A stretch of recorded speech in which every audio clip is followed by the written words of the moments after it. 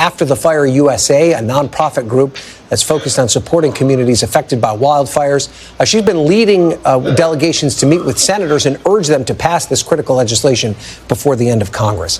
Jennifer, thanks for being here. Just first off, tell us what you've heard from senators. Did you get the sense that they share your sense of urgency in getting this legislation passed before the end of the year? You know, we've actually always had a really good reception from all senators on both sides of the aisle. This is a unique bill in that people, everyone supports it. It actually affects like 47 states.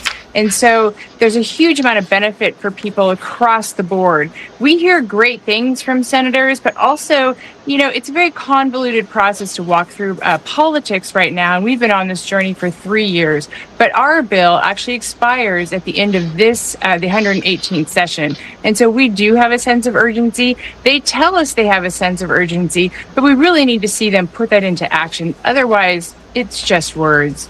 Yeah. And if this does get kicked to next year, you mentioned the current piece of legislation you have expires. You'll have to write new legislation.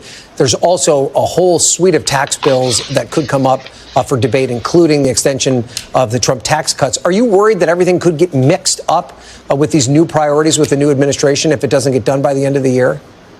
Absolutely. That's a main concern of ours. It's also that our people have been paying taxes already for 3 years. Not only are they having to claim their settlements as personal income tax every single year, they cannot deduct their attorney's fees, which is a provision of that 2017 Trump tax bill. So we don't want to get caught in that. We feel like we deserve better, and we know we've done the work.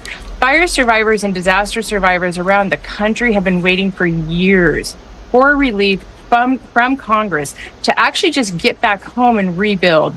We also have to rebuild back in a way that's far more resilient. We cannot just continue to rebuild back the way that we burned down or that we were affected by major hurricanes. We can do better. And after the hurricanes of Helene and Milton, we did see that FEMA was drawn into some of these political fights. Have you seen that impact how much support disaster relief legislation is getting on Capitol Hill? No, only on social media do we see this sort of debate.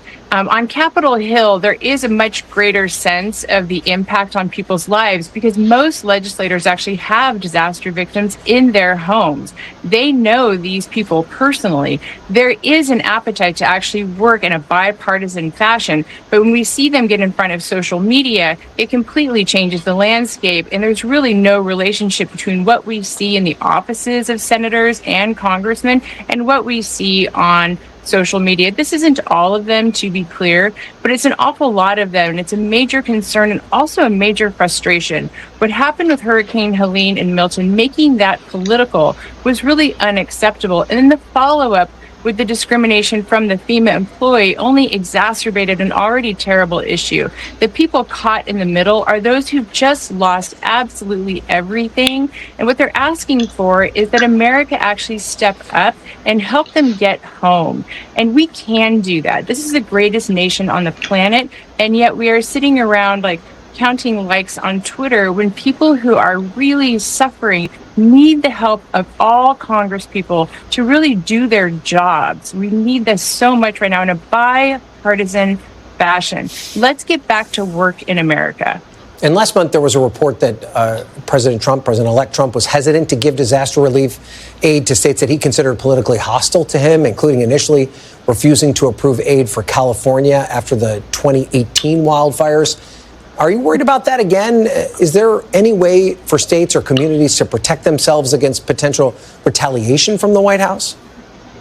You know, I would like to hope for the best. Obviously, you know, I am a disaster survivor from 2017, so we were caught right in the middle of that. I've been working in the Camp Fire since it happened, and we did see that. We also saw it happen at the same time with Puerto Rico.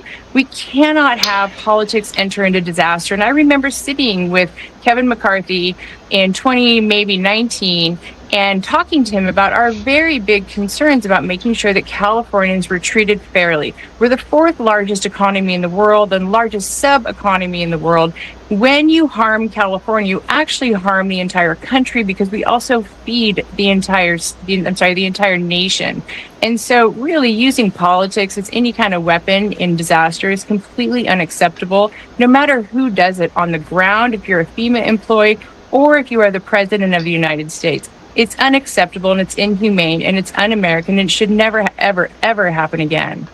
Well, Jennifer, it seems as though these monster disasters get so much attention in the immediate aftermath. You're an example of someone that's still dealing and picking the pieces up years later. And it's important for all Americans to know that trauma and that experience is still something that you live with every day. So thank you so much for your perspective. We appreciate you being here, and good luck as you continue that recovery.